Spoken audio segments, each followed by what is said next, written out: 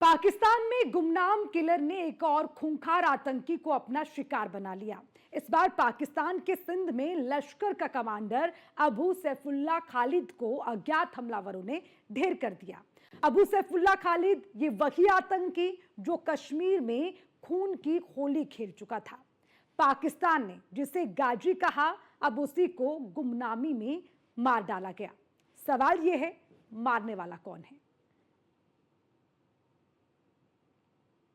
8 मई 2025 मटली शहर सिंध प्रांत सुबह करीब 10:30 बजे फालकारा चौक पर एक शख्स अपने घर से बाहर निकलता है और तभी घात लगाए हमलावर गोलियां बरसाते हैं सीधे सिर और सीने में। मौके पर मौत हो जाती है। वो शख्स कोई आम आदमी नहीं, लश्कर तैयबा का कमांडर था रजाउल्लाह निज़मानी उर्फ अबू सैफुल्लाह खालिद। अबू सैफुल्लाह कौन था? अबू सैफुल्लाह खालिद सिंध के मालाना क्षेत्र का निवासी 2000 के दशक में कश्मीर जिहाद का हिस्सा बना। घाटी में लश्कर के लिए ऑपरेशन चलाता रहा। आतंकियों की ट्रेनिंग से लेकर रिक्रूटमेंट और फंडिंग तक वो लश्कर का ग्राउंड मास्टर था। संगठन ने उसे गाजी की उपाधि दी, मतलब जंग से लौटा हुआ योद्धा। अबू सैफुल्लाह वही नाम जो 1999 में नागपुर के RSS मुख्यालय पर हुए हमले में आरोपी था, अब पाकिस्तान के सिंध में मार गिराया गया। सवाल यह है, क्या पाकिस्तान अब अपने ही बनाए गए एसेट्स को खत्म कर रहा है? ये कोई पहला आतंकी नहीं है जिसका सफाया गुमनामी में हुआ। पिछले 2 सालों में पाकिस्तान में 15 से ज्यादा हाई प्रोफाइल आतंकियों की या तो हत्या कर दी गई या फिर वो संदिग्ध परिस्थितियों में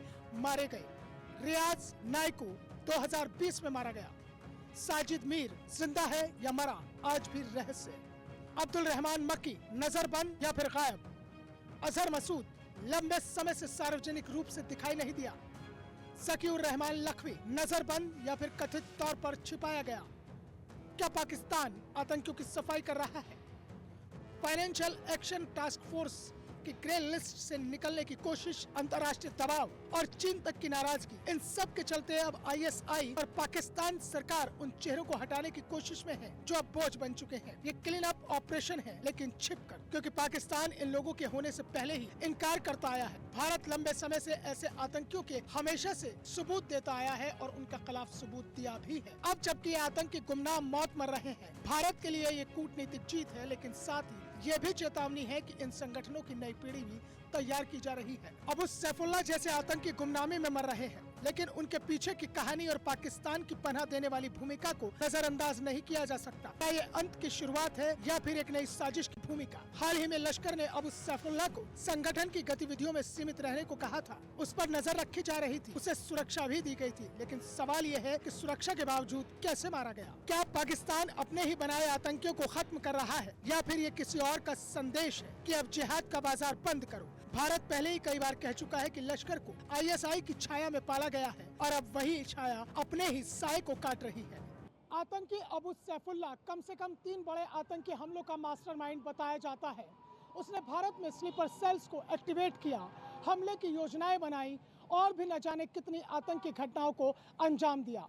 इस तरह से इस आतंकी का मारा जाना सिर्फ मौत नहीं बल्कि एक संकेत है। सवालों की लिस्ट लंबी है, लेकिन कोई भी जवाब देने के लिए तैयार नहीं है। लश्कर भी खामोश है और पाकिस्तान सरकार भी चुप्पी साधे है। लेकिन भारत सरकार की सुरक्षा एजेंसियां इसे बहुत नज़दीकी से देख रही हैं, क्योंकि ये गुमनाम मौतें हत्या नहीं बल्कि एक गेम का बड़ा हिस्सा भी हो सकती हैं। Mohsin Khan, news 1 India. 8 मई